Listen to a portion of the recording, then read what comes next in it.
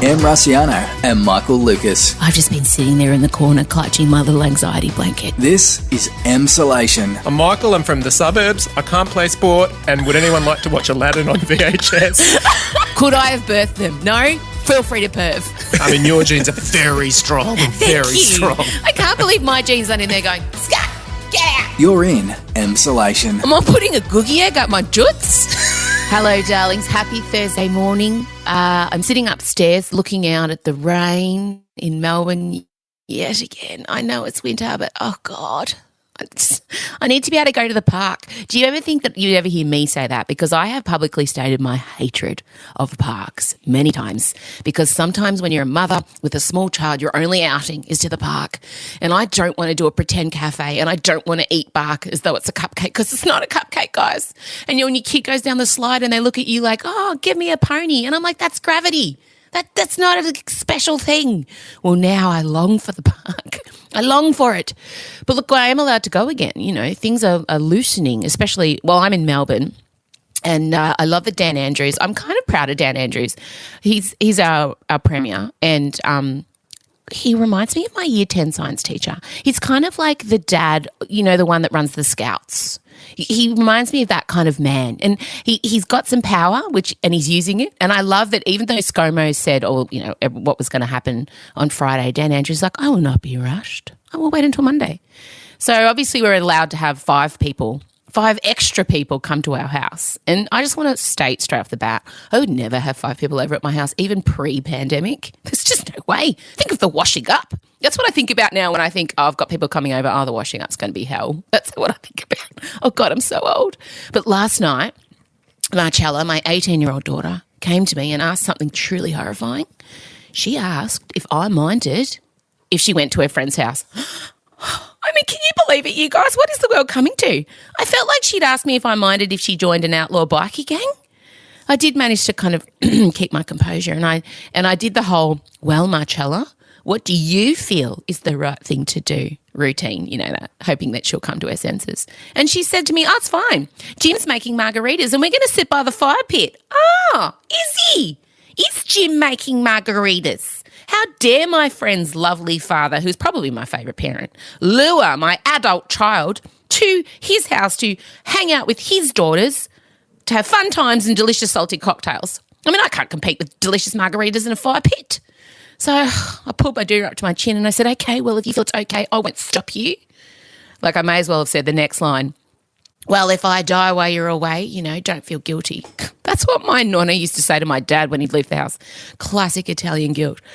So she still went, and I realised I have a slight issue with rejoining the world. And I don't know if you're feeling the same way, but I'm quite happy to maintain isolation until Dan Andrews looks me in the eye and says, we are 100% clear to go, guys. You can lick your neighbour and you will not get sick. I don't want to rejoin the real world, and I don't want my kids heading back out. We've heard that my younger daughter will be able to go back to school in a month. Imagine mixing with all those other people, not under my watchful eye. I'm terrified. Even just, I made an appointment to go to the hairdressers, and I'm thinking about wearing a hazmat suit with the head cut off. I really am having problems with re-entering the world because I've gotten so used to what's happening now. But my daughters are just so ready to head back out there and live life as though nothing's happened. How very dare they? But I guess that's on them, isn't it? I'm going to have to try. The hairdressers is exciting though. I have 3 different colours going on and 2 grey hairs. I have 2 grey hairs. How dare they show up? Should have seen me when I saw them. I'm really lucky because both my parents don't have much grey and they're in their 60s. So I've been really clinging to that for a long time.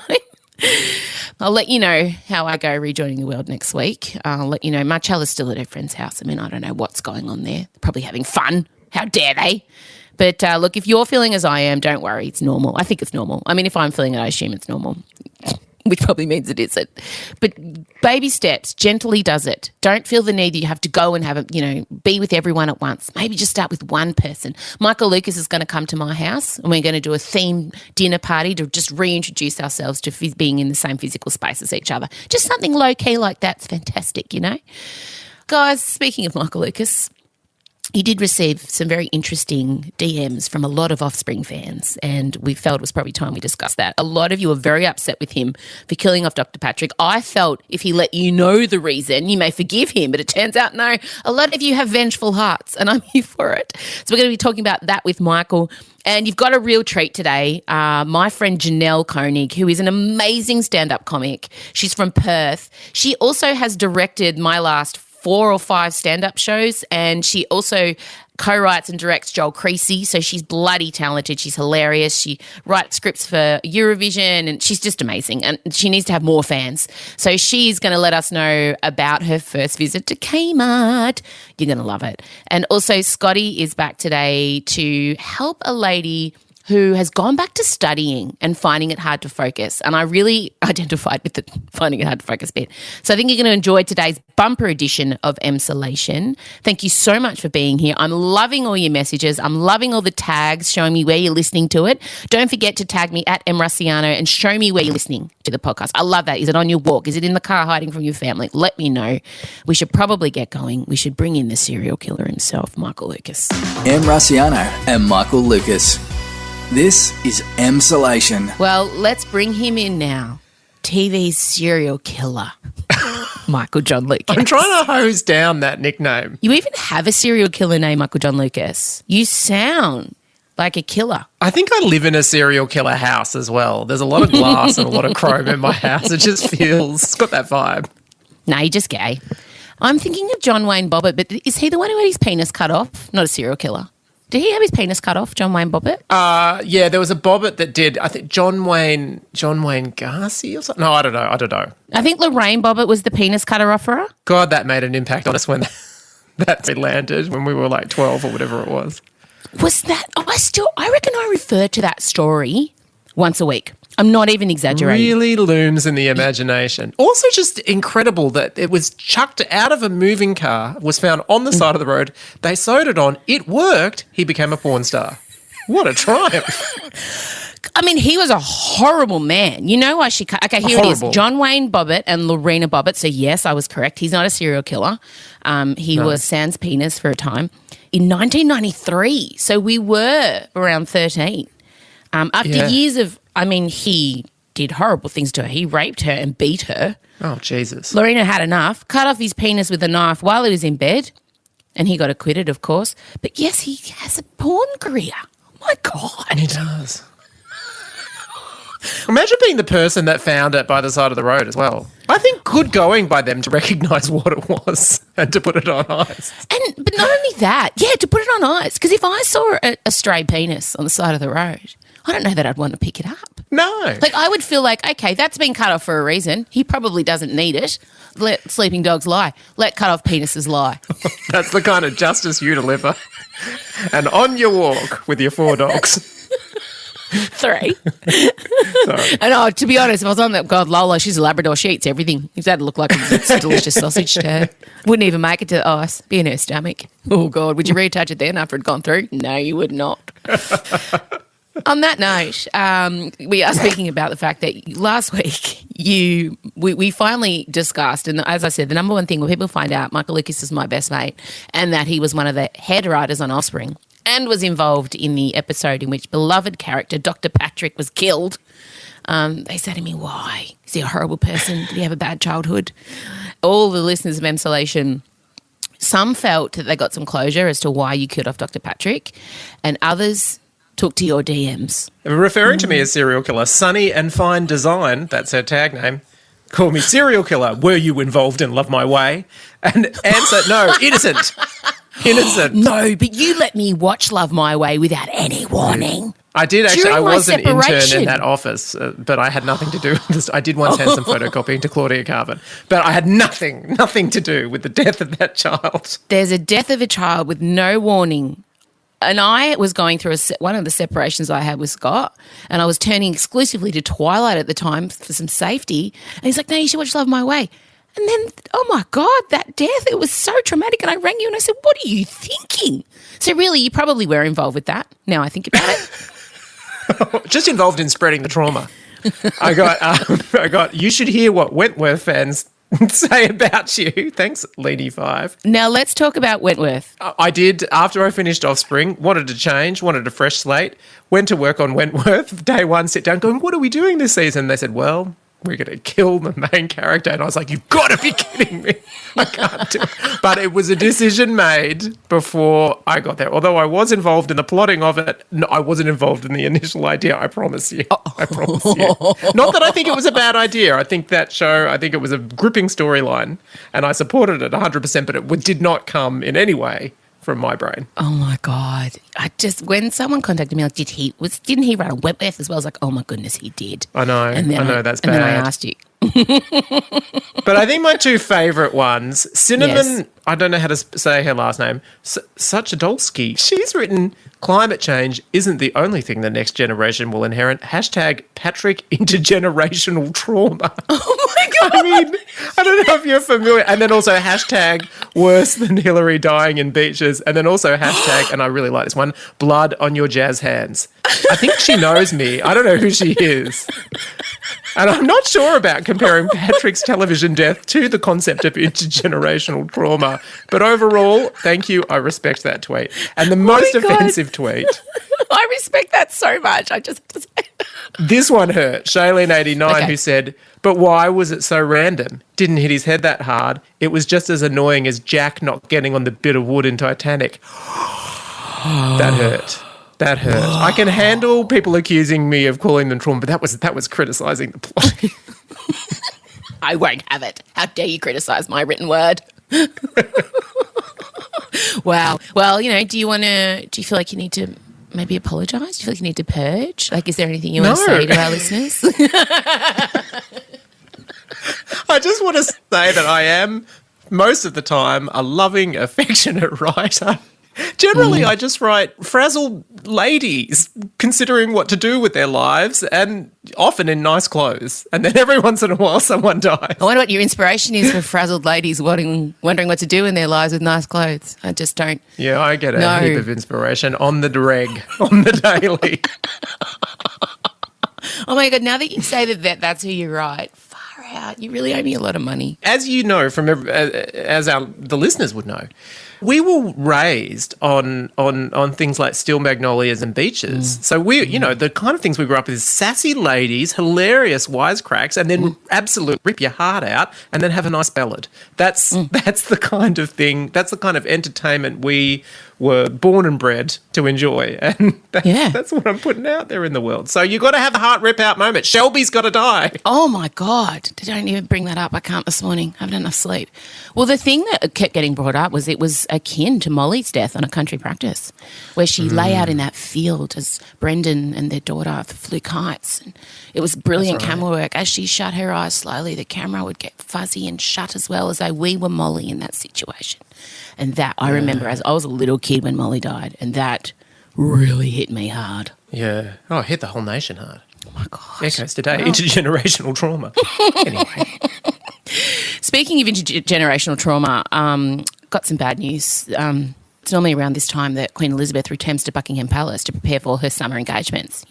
She spends the winter at Windsor and autumn, and then she goes back to Buckingham Palace to do all the little things that happen, around that time. And she's not doing it. 68 years as our reigning monarch.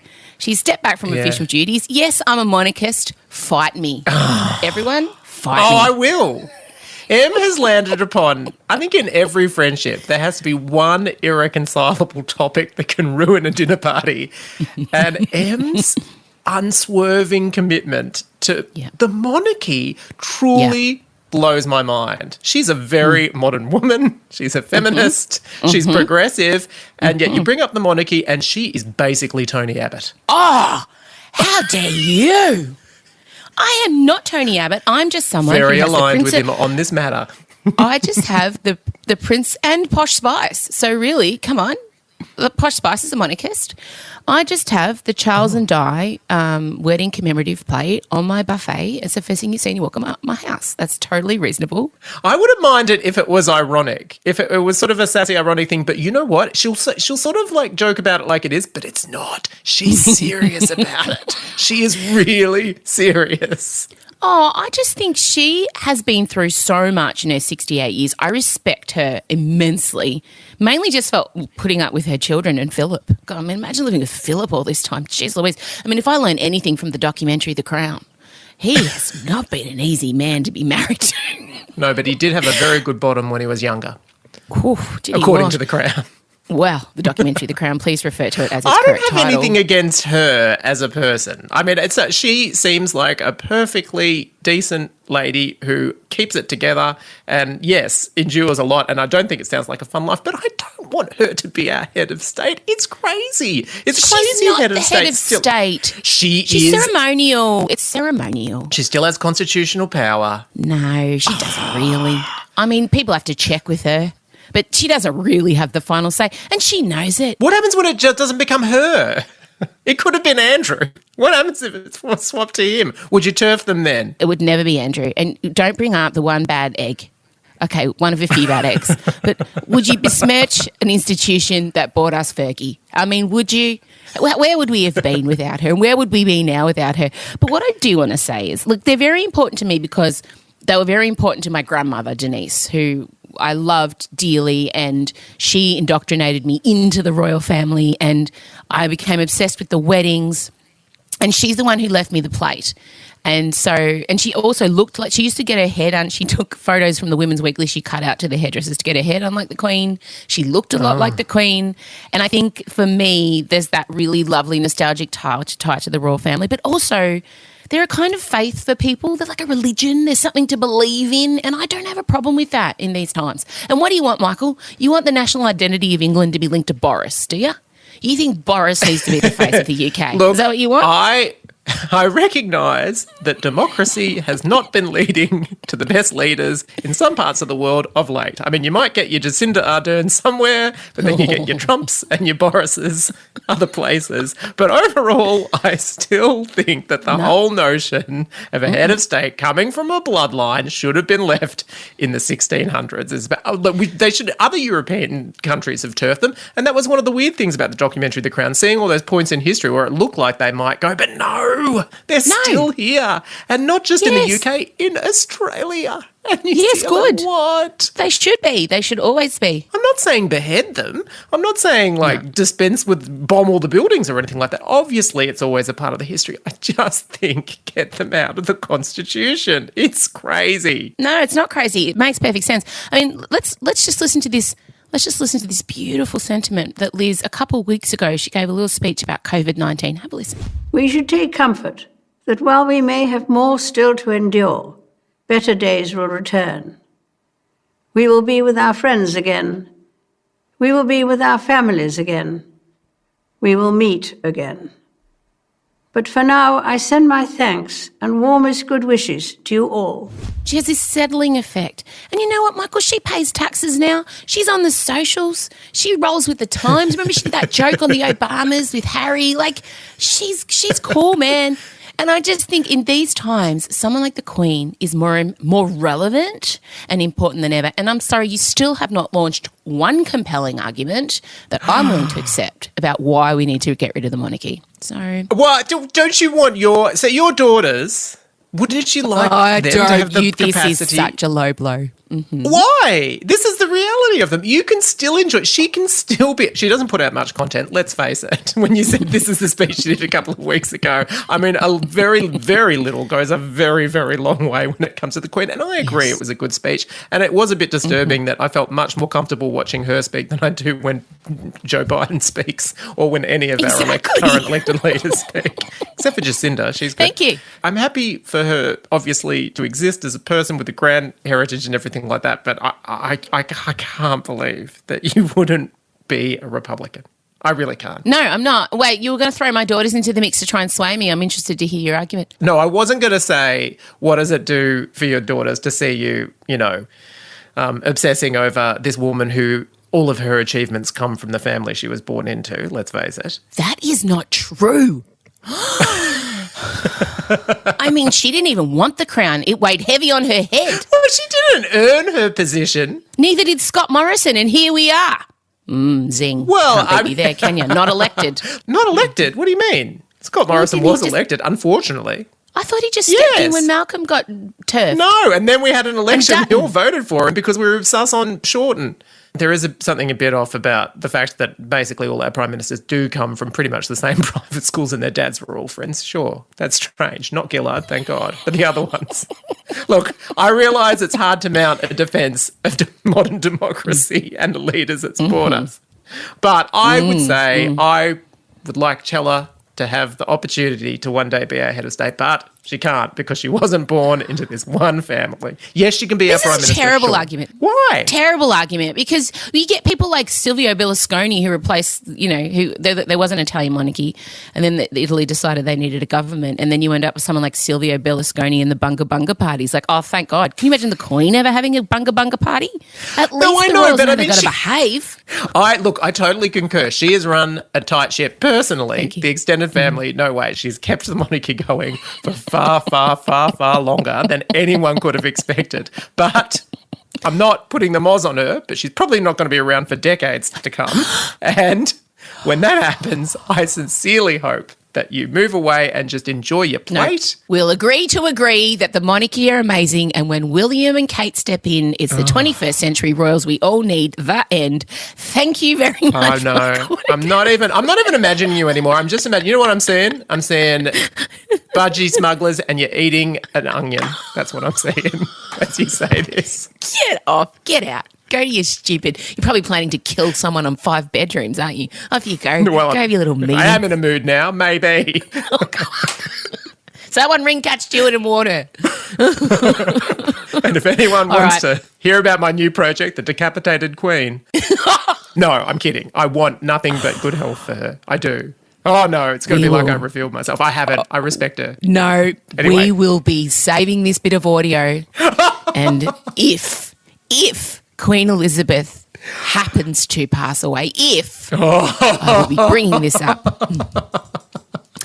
All right, you better go. Thank you so much. And that's at Mr. Michael Lucas if you wish to have any thoughts about the monarchy or about him killing everyone in television, whatever. I mean, I'm pretty sure he probably was on the writing team at a country practice. That's all I'm saying. And we'll chat to you on Tuesday, darling. Oh, I can't wait. This is Emsolation. All right, my husband now joins me. I wish you could have seen the visual. He came up the stairs in pajama pants and no top, which is confusing to me because I did hear him riding on his little road bike in his little man cave. So were you training in your pajamas? No, I was in cycling gear and then I just quickly put these back on because they get dirty and they're going to get washed, so I just whacked them on. I haven't had a shower. Were you hoping to get a secret session in without me knowing? No, I got a secret session in with you knowing. I got exactly what I wanted. All right, let's get on with it. When we got this message, you love helping people aspire in their careers. That's probably your sweet spot. You enjoy helping people better themselves with regards to not so much personal stuff. You do prefer to go down the professional route, don't you? Like the real performing in life. Yeah, I think so. I mean, I do like helping lots of different type of people, but I do like when people are really keen for sharp, pointed results. And Scotty does work with a lot of women, so that's good. That's good that you're doing that. You're applying this to, I think, the gender that probably needs it more. I don't think a lot of men need encouraging to go for what they want. I feel like it's a women thing to maybe hesitate. And today we hear from Linda. Let's have a listen to Linda.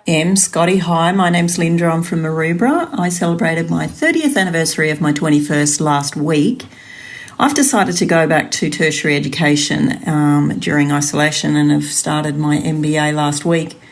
I haven't studied since the 90s and I'm finding dusting off the old brain is harder than I thought it would be. And if you've got any tips on how to actually stop distracting myself, that would be awesome, and just focus on the task at hand. Thanks, bye. What are you going to do to help Linda, help her focus? I really respect that. I respect that she's gone back to study. I've done it myself. It does take a bit of doing, and one thing's for sure, one way or another, you will earn that qualification, Linda. Staying focused, not being distracted is a huge life skill. It takes all sorts of qualities, awareness and organisation and strategy and commitment. But it's worth it because that's where our best performances lie, when we're focused. And it's also where our most satisfying experiences happen. You might think, okay, what about are there any previous times where I've been really focused and what were the elements there? But then quite quickly when you think about that, the oppositional thought can come up where it's like, oh, but I really wanted to do that or I enjoyed that part of it. No, there's still elements in it that will apply to this current situation. So it might take some doing. And then I guess it's being focused in it, being in the zone where you lose track of time and you're really sort of paying attention to everything and you're very curious and interested in what you're doing. So in your case, interested in what you're learning about, choosing to be interested in what you're learning about, and also the process of going through that. Can I just drill down on that? Because I know when I'm really focused is when I'm doing something probably around like interior design. Like I really love doing interior design. Or when I'm on stage, when I'm singing, I'm really focused. So I find that easy to be attentive to. But I don't understand how I could then apply that to something that I'm not as into. But how do I take the mindset of on stage singing in the moment to applying it to, say, studying, which isn't always stimulating? But I guess she has chosen to go back, hasn't she? That's the key, to recognise that it's your choice. And just because it's a bit awkward or hard or challenging initially doesn't mean it's not doable. It doesn't mean you can't get a flow going with these studies. So there's some elements. And the other thing is, like, this is just basic stuff, but don't underestimate what's available there at the university that can teach you some new skills, because this stuff evolves all the time with the technologies and that. So that might be helpful as well. And then one more thing overall I'm just thinking is that really what you're trying to do is almost relearn a new habit. When we learn habits, actually what happens in the brain and the nervous system is that the insulation around the neural pathways starts to get stronger and stronger. So the more times you do a good quality piece of study, it gets stronger and it lays down almost like train tracks. So let's get into it. I reckon there's a few other areas that we can look at here. External measures, internal measures, and almost like the inescapable truth in it all. So externally, these are pretty obvious things, but the question is, what could I do to minimise distraction and optimise my attention? The big one that this day and age is digital notifications. So they have to be off. They have to be out of your eyesight. They have to be silent, no vibrating, and even you need to be away from those digital devices which are not helping you study. They'll be out of the room, so you're not even looking at them. And then we're looking at what can you do with the physical environment. You know, if you've got noise next door or if you've got someone playing in the corner, that's not going to help. Interruptions. What people do you need to be around or not be around? What sounds do you need to hear? Do you put headphones on? Do you need to look at something? What's a good location for you, venue? And also even food. What food can you eat to keep a level, smooth attention, but also not using food as a distraction, like going to the fridge, which is very relevant these days. It is. And also sometimes we reward ourselves. God, I've done 5 straight minutes then. I'm going to go have a snack. I think setting yourself up for success is really important, because you're going into a study session and you can see that, you know, there's all crap going on around you. There's no way this is going to succeed, but you go in and try anyway because you've got this sense of duty. I think you set bad habits about and around the study within your mind. You're like, oh, God. Because every time you've tried, you've failed. So if you set yourself up in a good environment, which can be tough, especially if you've got kids at home, but you kind of say, okay, guys, for the next hour, you can't talk to me. Here are some answers to your questions. There's someone else to go talk to, and you allow yourself that space. You give yourself permission. Yes. I think that's something that can really help you reframe the studying. You pointed to something interesting there, because there is the chance that certain elements in your environment can derail your attention and focus, but it's never going to be perfect. So you have to go, okay, what's good enough to be dangerous here? And once you said, all right, I've got it, I've cleaned my desk, I've got the room, the kids are out, away, or whatever the factors are, I've set myself up pretty well, then that's it. No more procrastinating, no more excuses that, I just need a more comfortable seat or whatever. You need to get what's a threshold level of optimal environment, and then no more. You don't that doesn't come into your mind anymore. All right. And then internal measures. So these are the things like the thoughts we have, the objectives we set, the strategies we're using, mental skills, and also the commitments that you're making. So what can you do internally within you to optimize your attention? And a big one is, we talked about flow before, and that's where you really are deeply present and you are losing track of time, almost like a high quality of attention and performance, and it happens with ease, and it seems like it's slowing down as well. Mood is a big thing that can do that. So what's your ideal mood? Is it a really upbeat mood? Is it a solemn mood? Is it a very serious mood? What mood optimizes your attention, and also what can you leverage to get yourself in the mood? Is it food? Is it music? I don't know. Is it a self-massage beforehand? Whatever. So that's a big part of it. The other thing is, obviously, you need to be aware of your own mind, because as you're studying, if you do get distracted, noticing it and then just gently putting it back on the task. Okay, I'm noticing I'm thinking about that, or I'm noticing I'm walking out of the room. Oh, hang on a minute, just come back to the task. So that's like single point meditation. Your mind wanders, you just bring it back to the object. And the object here is the task of studying. You might do a mindfulness meditation before studying, just to try and get yourself in a very clear, calm, focused headspace. Yes, you can do that. Yes. No, that's, you know how I feel about meditation, but I agree. If you can do it, bully for you. If it works for Knock yourself out. Oh, my God, do it till you pass out. And the importance of choosing to be interested in the subject. So if you are resisting it internally and you're just doing because you have to do it because it's a work requirement, it's going to be hard for you to stay focused. So choose to be curious and interested in it. Now, the other thing is here, sometimes distraction is a way of avoiding what we're really concerned about and fearful of. What might you be fearful of if you were going back to study? That you'll fail, that everyone's going to laugh at you, that, you know, it's not going to, you're going to be the older person who's trying something that they shouldn't be doing, that how dare you think that you're good enough to do this. It's the ultimate shame spiral of, if I try, what if I fail, and how will people react to me failing, and how will I feel about myself?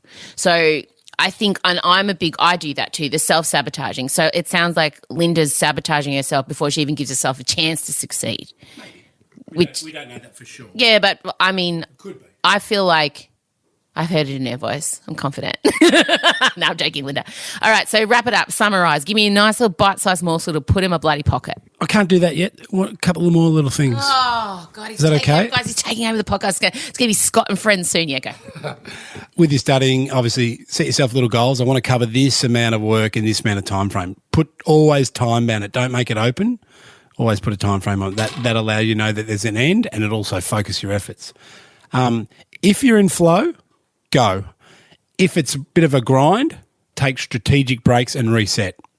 And what you're doing then is just training your attention, and you'll be able to train your attention to stay engaged for longer and longer over time. One last thing. I'm just wondering if there's an inescapable truth here. Like, when it comes down to it, Linda, do you already know what the real solution is for you? Could it be that you already know? If so, if you do know ultimately what it's going to take, what could you do to make it easier for you to honour that truth, honour that solution? Because sometimes the solution is, I've just got to do it. And then you go, okay, well, what's going to help me just do it? What factors? Which is a bit of what we've talked about today. Okay. So often we know exactly what we need to do. We're just not ready, or we haven't sort of taken steps to move into that solution. All right. And that's all from me. No, I want you to do the headlines. So Linda's going to say, all right, or anyone, I've got a task I've got to do and I've been putting it off. Go. All right, your external measures, your external environment, your internal measures, using your mind well, setting yourself up, focusing objectives. Don't deny that there could be a deep, true solution for yourself. And recognise you're going to earn this, and it'll take a bit of effort, but it is a habit and a skill that is doable. And recognise that fear could be getting in your way. Flip that into, why is this going to be worth it? Really, when I go through all this, why is it going to be worth it? Is that all? Is that what we're taking away? That's good. But I also think those words can be applied to not studying, just anything in life that you're avoiding. All right, thanks, Coach Scott. If you want to reach Coach Scott, it's at Scott Barrow Coach, as he says. You always comment on his voice. All right, thanks, Scotty. Maybe go put some undies on. Or maybe don't.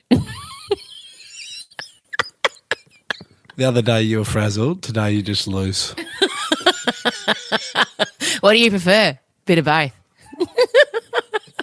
All right, thanks, Scotty B. It's time now for my wonderful friend Janelle to finally have her say on this podcast. Gosh, she's so amazing. You're going to love her.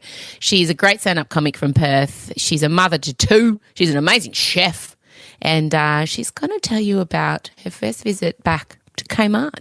Hi, Emsolators. Em's friend Janelle here. Now, as a rule, I'm a person who doesn't queue. I don't like to queue, and mostly I won't queue. I mean, I have queued. I remember I queued in 1992 when I waited overnight in the Burke Street Mall camping out to get queuer tickets. You had to wait back then for the shop to open so that you could buy your tickets in a line, because there was no such thing as online back then. The only times you ever heard the word online was as the answer to the question, Mum, where's me sweat hog jumper? I remember waiting outside in the Burke Street Mall in the freezing cold with the whole of the goth community of Melbourne and the homeless community of Melbourne. And to be honest, it was hard to tell the difference.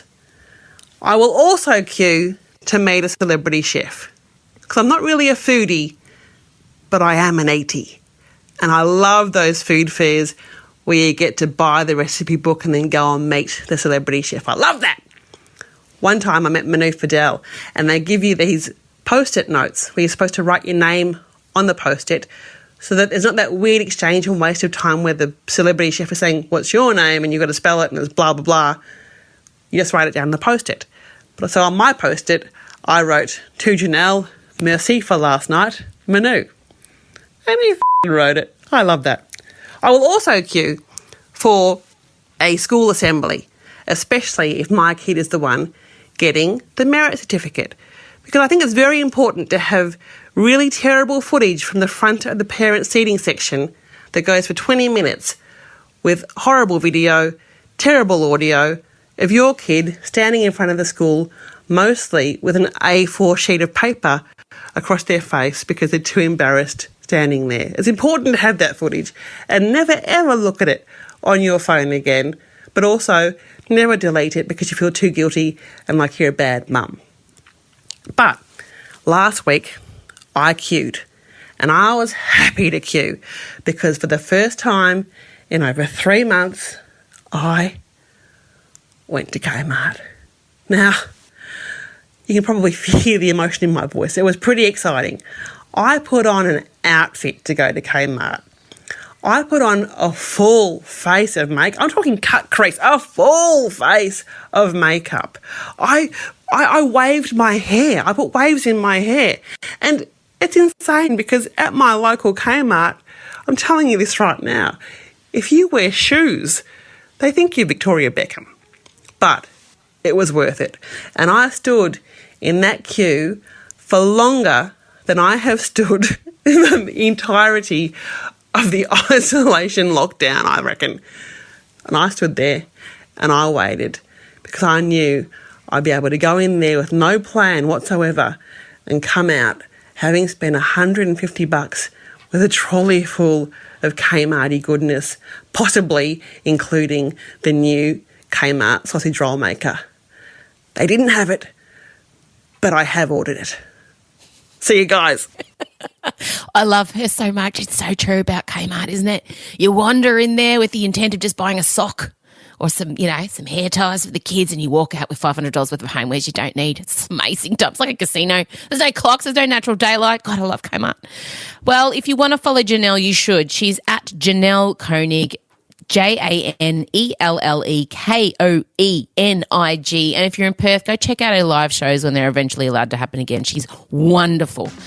All right, guys, well, that's it from us this week. Thank you so much for joining me. I'm glad you're here. I'm glad I get to make this ridiculous thing. We'll hear from you guys next week. Have a great weekend. Enjoy your 5 people over or whatever's allowed in your state, but don't go wild. Don't be crazy. Just reintroduce slowly. I'll chat to you guys Tuesday.